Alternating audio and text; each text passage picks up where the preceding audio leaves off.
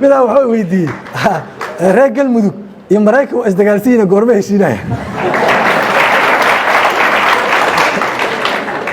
waxaa ku dhahay america waxa u yaalla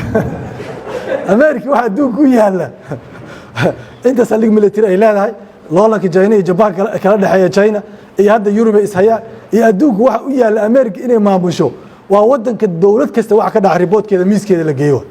dawlad kasto ninka u sareeya intelligence-ga Mareykanka waxa la yiraahdaa 1 milyan oo information ah miiskiisa marto maalintii ninka waxa uu yaala reer galmudug buu ka mashquulsan yahay asna marka dadkii waxay iska noqdeen alaaba iska dhistaan kaligood waxay ku leeyahay anaga Mareykanka warba heshiinayna war Mareykanka Soomaha janaka markay diyaarad ku qaadeen sabab ka dajiyay Mareykanka waxay yaqaaniin